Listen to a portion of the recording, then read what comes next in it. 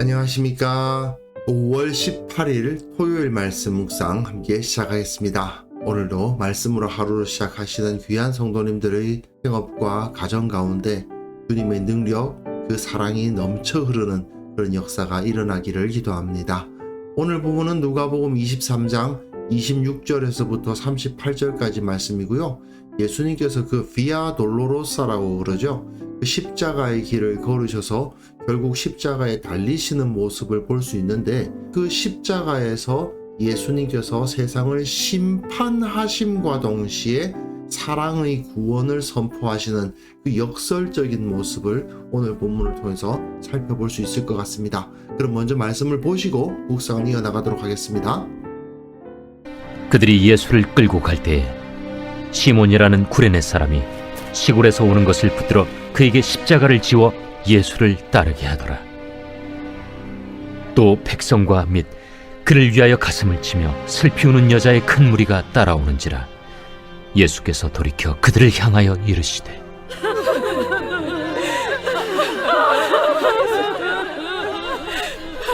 예루살렘의 딸들아,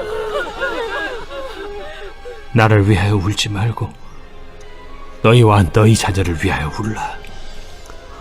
보라, 날이 이르면 사람이 말하기를 잉태하지 못하는 이와 해산하지 못한 배와 먹이지 못한 젖이 복이 있다 하리라.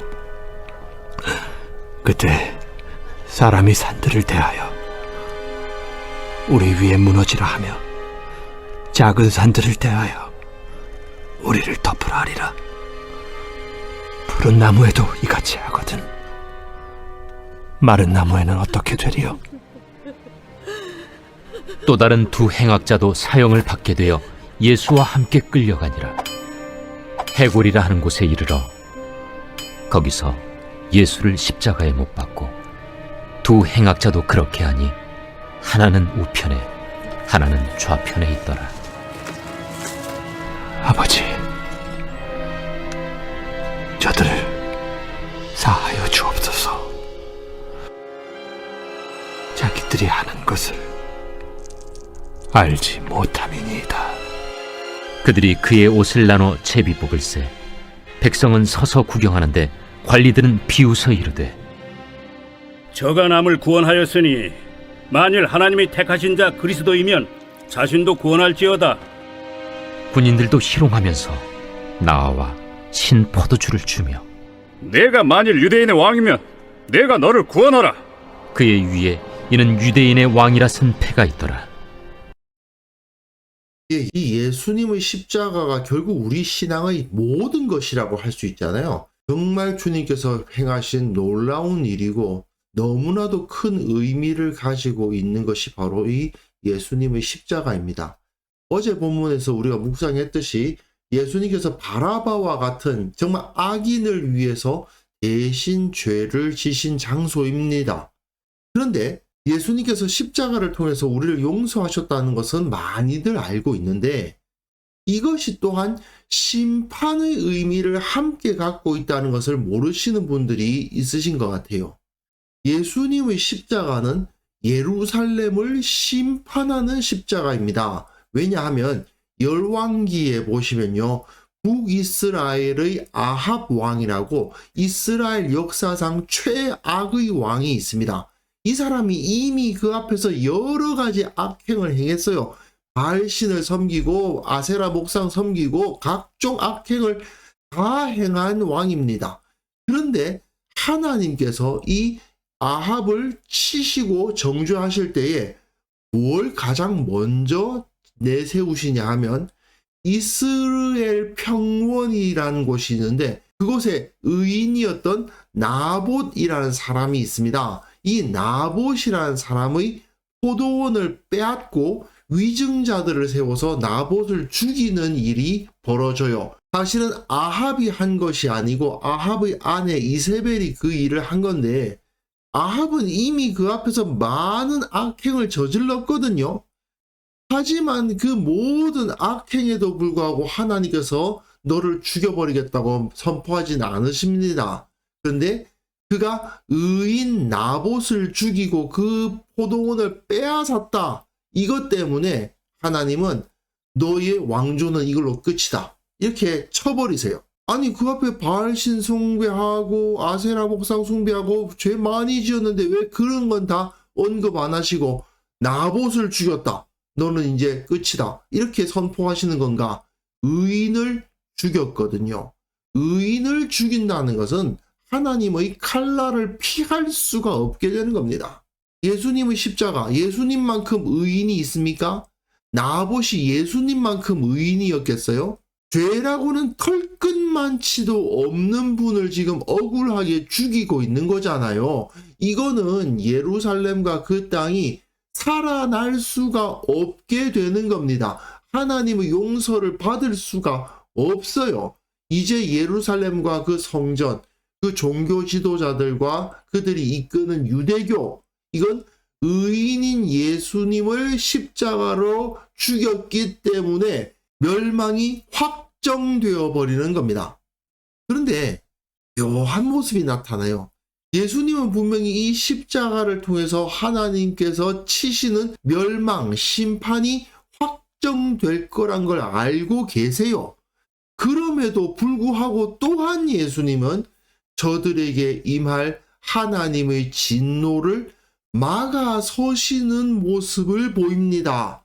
그들이 예수를 끌고 갈 때에 시몬이라 하는 구레네 사람이 시골로서 오는 것을 붙들어 그에게 십자가를 지어 예수를 따르게 하더라. 마가복음에서도 이것이 나오는데 재미있는 것은요, 시몬이라는 구레네 사람입니다.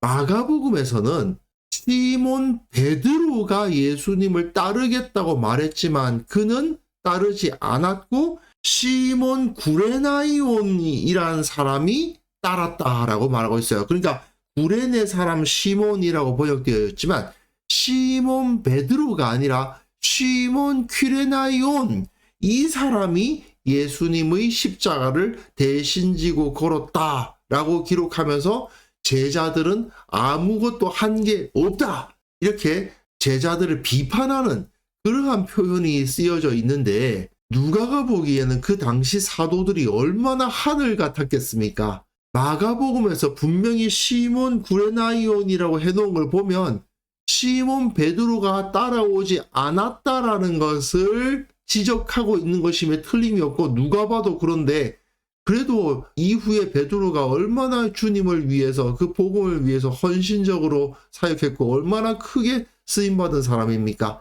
그러다 보니까 이 헬라어로 티나한데 요걸 요 사이에 끼워 넣어요. 이게 무슨 뜻이냐면 어떤이란 뜻입니다. 시몬이라고 하는 어떤 구레네 사람, 이렇게 표현해가지고 베드로의 권위를 은근히 좀 높여주는 모습을 볼 수가 있습니다. 이것도 참 누가가 표현하고 있는 재미있는 표현들이죠. 마가복음이나 마태복음은 자기들 이야기하는 거니까, 마가복음은 사실 마가가 썼지만 마가가 베드로의 몸종이나 다름없어가지고 베드로가 한 말을 쓴 복음서나 다름없거든요. 마태도 사도들 중 한 명이었고, 그러니까 베드로나 마태는 우리 사도들 정말 아무것도 아니었다, 별거 없었다, 바보들이었다, 배반자였다, 형편없었다, 이런 식으로 막 쓰고 있지만 누가는 그렇게 쓸 수가 없잖아요. 그러니까 이렇게 사도들을 상당히 높여서 쓰고 있는 모습을 볼 수가 있습니다. 또 백성과 및 그를 위하여 가슴을 치며 슬피 우는 여자의 큰 무리가 따라오더라고 되어 있는데, 마가복음에서는 예수님이 홀로 그 길을 걸어가신 것처럼 진짜 시몬 구레나이온 한 명 데리고 올라가신 것처럼 느껴지지만, 여기서는 따르는 큰 무리가 있습니다. 그 예루살렘 사람들 중에서 예수님을 따르는 사람들, 그를 위하여 가슴을 치며 슬피 우는 여자들이 있었다라는 것을 기록하고 있어요. 왜 이렇게 기록하느냐? 예수님께서 걸어가시는 이 비아 돌로로사 고난의 길은 결코 슬프고 아픈 길만은 아니었다. 그 십자가는 진정한 하나님 나라의 왕좌였고 주님은 그 왕좌를 향해서 비아 돌로로사를 마치 수많은 사람들을 거느리고 걸어가신 것처럼 기록하고 있는 겁니다. 물론 주님의 상태가 과연 그렇게 당당하고 그러시진 않았겠죠. 채찍에 맞고 힘겨운 걸음을 하신 것은 거의 확실합니다. 하지만 누가는 의도적으로 그런 표현을 하고 있지 않아요. 예수님께서 십자가를 향해서 걸어가신 그 길은 왕의 길이었으며 권세자의 길이었으며 진정한 통치자의 자리로 가시는 길이었다. 이렇게 기록하고 있는 겁니다. 예수께서 돌이켜 그들을 향하여 이르시되 예루살렘의 딸들아 나를 위하여 울지 말고 너희와 너희 자녀를 위하여 울라 되어 있습니다. 이 당시에는요, 이렇게 십자가형을 당하는 사람들이 이렇게 끌려가면 그 주위에서 울면서 따라가는 여인들이 많이 있었답니다. 아는 사람이어서가 아니라 로마의 권세에 의해서 죽임을 당하는데 이 사람이 어떤 죄를 지어서 그렇게 됐는지는 모르겠지만 어쨌든 그가 마지막 가는 길을 옆에서 울어주는 사람, 그게 있었던 거예요. 그게 나름대로 신앙적인 봉사활동인 거죠. 그 여인들을 향해서 예루살렘의 딸들아 이런 표현을 쓰고 계십니다. 그런데 이 예루살렘 딸들아 라는 표현은 아가서에서 주로 나오는 말이거든요. 제가 2장 7절만 인용했습니다만은 이 예루살렘 딸들아 라는 표현은 아가서에서 여러 번 나옵니다. 모두 다 아름답고 사랑스럽고 내가 노루와 들사슴을 두고 너에게 부탁한다 이런 표현들 나오지 않습니까? 그러니까 예수님께서 그들을 향해서 사랑을 표현하시는 거예요. 하지만 사랑을 표현하시면서 뭐라고 말씀하십니까? 나를 위해서 울 필요 없다. 너희와 너희 자녀를 위하여 울어라. 날이 이르면 사람이 말하기를 잉태하지 못하는 이와 해산하지 못하는 배와 먹이지 못한 젖이 복이 있다 하리라. 이것은 분명히 심판의 선포죠. 차라리 태어나지 않은 사람이 나왔다. 그 자녀의 죽음을 보아야만 하는 어머니의 슬픔을 피해가려면 차라리 아이를 낳지 않는 게 낫다. 이런 표현 아닙니까? 결국 예루살렘의 딸이라는 표현은 이렇게 아가서에서 나타나는 사랑의 대상이기도 하지만 예레미야 애가에 보시면 딸 예루살렘이라는 표현은 완전히 돌 위에 돌 하나도 남지 않은 망해버린 예루살렘의 모습을 표현하는 거예요. 예수님의 이 말씀은 벌써 십자가가 가진 두 가지 의미를 다 보여주고 계시죠. 사랑스럽게 바라보고 계시지만 심판의 메시지가 그 가운데 들어가지 않습니까? 주님의 십자가는 자기 백성을 사랑하셔서 그들을 대신해서 제물이 되신 희생이지만 또한 의인이 아무런 죄 없이 억울한 죽음을 당하는 장소로서 하나님의 심판이 확정되는 증거가 되어버리는 이 두 가지의 양상이 이 예수님의 말씀에 바로 나오는 거죠. 그때의 사람이 산들을 대하여 우리 위에 무너지라 하며 작은 산들을 대하여 우리를 덮으라 하리라. 이건 이제 호세아 10장 8절의 말씀이에요. 그때에 그들이 산들어 우리를 가리라 할 것이요 작은 산들어 우리의 무너지라 하리라. 아웬의 산당이란 말은 북이스라엘의 금송아지 숭배를 했던 산당을 말합니다. 지금 예수님께서 어디서 재판을 받으셔서 지금 십자가를 지러 가시는 겁니까? 예루살렘의 성전입니다. 근데 예루살렘의 성전이 뭐가 됐다는 겁니까? 금송아지를 숭배하던 이스라엘의 그 가증한 산당이 되어버리고 말았다. 이것은 결국은 망하고 말 것이다. 왜? 완벽한 의인이신 예수님을 억울하게 죽이는 그 죄가 확증되고 있잖아요. 푸른 나무에도 이같이 하거든 마른 나무에는 어떻게 되리요? 이 표현이 좀 어려운 표현이긴 한데 이것은 푸른 나무라는 것은 아무래도 예수님을 말하는 것이라고 보는 것이 가장 설득력이 있는 것 같습니다. 예수님은 완벽한 의인이십니다. 그런데 의인에게 어떤 일이 벌어져요? 하나님의 심판이 임하고 있단 말이에요. 아무 죄가 없으신 의인이신 예수님께 십자가를 하나님께서 지우신 셈 아닙니까? 이 유대인들이 예수님을 죽이려고 한다고 해도 하나님이 지켜주셨으면 예수님이 그런 일을 안 당하셨겠죠. 하지만 예수님께서 십자가를 지셨다는 것은 아버지 하나님의 섭리 가운데 이 완벽한 의인이신 예수님도 이러한 재앙을 당하게 되는 것을 보여주시는 거거든요. 그럼 마른 나무는 뭐겠어요? 이 죄인들로 가득한 예루살렘에 살아가고 있는 저 사람들 아니겠어요? 지금 너희들은 나의 마지막 기회를 배웅한다고 나를 따라오면서 애곡하고 있지만 정작 너희들과 너희 자녀들과 너희 남편과 너희 아들들이 당할 심판은 내가 당하는 것보다 훨씬 더 심각할 거다. 그러니까 어떻게 하라고요? 예루살렘의 딸들아, 나를 위하여 울지 말고 너희와 너희 자녀를 위하여 울라. 이렇게 말씀을 하시는 거죠. 결국은 십자가의 의미가 여기서 완벽하게 드러나고 있는 것입니다.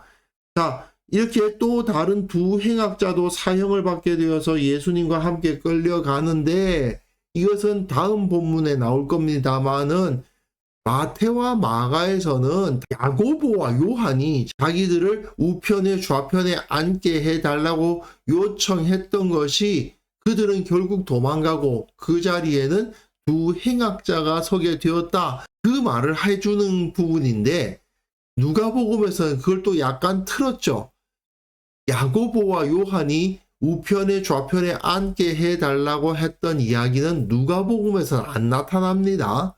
누가는 사도들이 잘못한 거에 대해서는 정말 거의 기록 안 하거나 어떻게든 좀 좋게 쓰는 경향이 있어요. 나중에 이 두 행악자는 결국은 예수님의 양편에서 마지막까지 선포되는 그 복음에서 받아들이는 자는 살고 그렇지 않은 자는 죽을 것이다 라는 것을 보여주는 도구로서 서게 되죠. 해골이라 하는 곳에 이르러 거기서 예수를 십자가에 못 박고 두 행악자도 그렇게 하니 하나는 우편에 하나는 좌편에 있더라. 마가복음이나 마태복음에서는 이것이 야고보와 요한을 지적하고 있는 표현이지만 누가복음에서는 그게 아니고 이 두 사람이 어떤 사람은 구원을 받고 어떤 사람은 심판을 당할 것이다 하는 것을 보여주기 위한 하나의 복선이죠. 이에 예수께서 이르시되 아버지 저들을 사하여 주옵소서 자기들이 하는 것을 알지 못함이니이다. 이것도 누가복음에서만 나옵니다. 예수님은 여기서 심판을 당하시는 그 십자가에 서시지만 거기서 하나님께 사해달라는 기도를 하고 계시죠. 하나님의 심판이 임하고 있는 자리, 마땅히 저들이 완전히 진멸당해야 되는 상황, 하나님의 심판을 막을 수가 없는 증거, 그게 바로 이 십자가인데 정작 그 억울하게 죽임을 당하는 의인은 제가 이렇게 죽더라도 저들을 용서해 주옵소서. 저 사람들은 모르고 한 일입니다. 라고 말씀해 주심으로써 하나님의 징벌과 사랑의 구원이 함께 이 십자가에서 나타난다는 것을 보여주고 있습니다. 백성은 서서 구경합니다. 관리들은 비웃습니다. 저가 남을 구원하였으니 만일 하나님이 택하신 자 그리스도이면 자신도 구원할지어다 하고 군인들도 신포도주를 주면서 네가 만일 유대인의 왕이면 네가 너를 구원하라 이런 말을 했다. 그러면서 그 머리 위에는 유대인의 왕이라 쓴 패가 있었다라고 되어 있습니다. 마가복음에서는요. 지나가는 자들이 조롱했다고 되어 있고 그것을 대제사장과 서기관들이 받아서 함께 희롱했다라고 되어 있지만 누가복음에서는 백성은 그냥 구경만 했고 관리들이 비웃었다라고 되어 있어요. 일반 백성들은 그냥 구경만 했다. 그들의 죄가 없다고 볼 수는 없지만 그 근본적인 죄는 지도자와 권세자들, 관리들에게 있다라고 누가는 좀 그 범위를 줄이고 있습니다. 그러니까 결국 예수님은 하나님의 임박한 심판을 홀로 당하시고 이 백성들에게는 하나님의 심판이 임하지 않도록 막으시는 왕의 모습을 보여주고 있는 거예요. 자, 이 관리들은 네가 왕이면 자신을 구원하라 이렇게 이야기하거든요. 왜냐하면 그들이 알고 있는 왕이란 것은 자기 살 길부터 먼저 찾는 게 왕이란 거예요. 자기 부하들이 생명을 구하기 위해서 희생하는 왕 같은 건 본 적이 없어요. 그러니까 네가 왕이면은 네가 네 자신부터 먼저 구원해야 될 거 아니냐라고 이야기하는 거예요. 근데 정말 왕이 그런 존재여야 할까요? 진정한 왕은 자기 백성들, 자기 부하들을 구하기 위해서 자기 생명을 희생할 수 있는 왕이 진짜 왕 아닐까요? 그런데 이 관리들은 그런 진짜 왕을 본 적이 없어요. 유대인의 왕, 예수 그리스도만이 지금 당장이라도 하늘에서 하나님의 칼날이 떨어져도 마땅한 상황인데 천군 천사가 내려와서 그것을 쓸어버려도 할 말이 없는 상황이 벌어지고 있는데 예수님이 홀로 두 팔을 벌리셔서 하나님의 심판을 지금 막고 있는 거예요. 그런데도 관리라는 자들은 뭐라고 말합니까? 너 자신을 구원해봐 라고 이야기하죠. 왜? 자기네들이 본 왕들은 전부 다 지 목숨 구하기 위해서 자기 부하들은 수백, 수천, 수만 명이 죽어도 상관없는 그런 것들이 왕이었으니까. 그러나 온 땅을 다스리실 왕, 진짜 왕이신 예수님은 그렇게 하지 않으셨다라는 것을 여기서 보여주고 있는 겁니다. 예수님께서는 그 당시 성전이 유대의 예루살렘이 썩었다는 거 너무나도 잘 알고 계셨고 그들이 심판을 당해야 마땅하다는 것도 알고 계셨어요. 마치 현대에 교회 비판하시는 성도님들 가끔 계시잖아요. 비슷한 말씀이에요. 사실은 교회가 어떻게 이렇게 썩을 수가 있냐고 막 비판의 목소리를 높이시는 분들 계신데 사실 예수님의 목소리도 같은 거예요. 같은 건데 문제는 뭐가 차이가 납니까? 예수님은 그렇게 예루살렘과 성전을 막 비판하셨지만 정작 자신의 생명을 바쳐서 그 하나님의 심판을 막아서죠. 비판하고 있지만 그 예루살렘을, 그 성전을, 그 백성들을 누구보다도 사랑하신, 그래서 자기 목숨을 던져서라도 그들을 구원하기를 원하셨던 분 아닙니까? 성전의 종말을 선언하셨습니다. 하나님의 심판을 예언하셨습니다. 하지만 예수님의 마음은 그 심판을 예언하시면서도 그들을 구원하기를 원하셨고 하나님이여 저들의 죄를 사하여 주옵소서 기도하실 수 있는 분, 이것이 바로 예수님의 모습이었습니다. 결국 우리가 예수님을 따른다라면 이런 마음을 품어야 되겠죠. 교회를 볼 때 안타까운 마음 드시는 분들도 있으실 겁니다. 교회 비판할 수도 있고요. 문제가 있다고 지적할 수도 있습니다.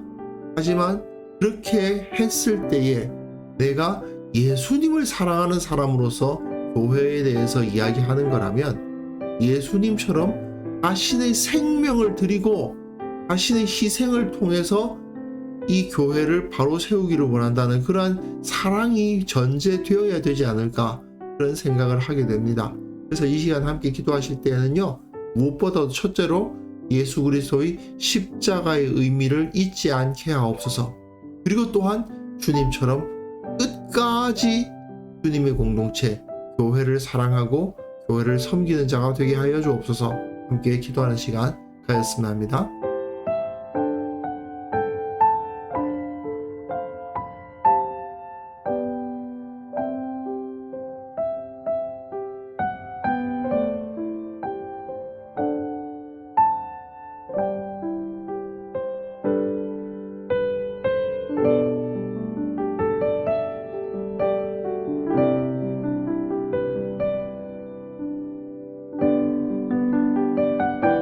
하나님 아버지, 십자가의 의미를 다시 한번 새깁니다. 끝까지 사랑하셨고 끝까지 섬기셨던 모습 우리도 따라갈 수 있게 하여 주옵소서. 우리 교회 가운데 교회가 거룩해지고 개혁되고 바로 서기를 원하는 성도들이 나타날 수 있게 하여 주옵소서. 그들이 주님을 사랑하게 하시고 또한 교회를 사랑하는 마음으로 섬기는 마음으로 교회를 바로 세우는 사역 감당하게 하여 주옵소서. 그것을 통해서 진정 이 교회가 거룩함을 회복하고 예수님을 좀 더 닮고 이 세상 가운데 그 영광 선포하는 사역을 감당해 나갈 수 있도록 주께서 은혜 베풀어 주시기를 원하옵고 바랍니다. 아버지 하나님, 내일 또한 거룩한 주일을 맞이하여서 주님을 예배합니다. 그 예배 가운데 임재하여 주옵소서. 이 땅에 있는 모든 교회 가운데 주의 성령을 물붓듯이 부어 주옵소서. 주님의 공의와 사랑이 온전히 드러나는 시간이 되게 하여 주시고, 그 예배를 통해서 주님의 뜻에 순종하는 주의 용사들, 주의 공동체가 만들어지는 그런 역사가 있게 하여 주옵소서. 오늘 하루도 주님을 바라보며 주님의 은혜를 구합니다.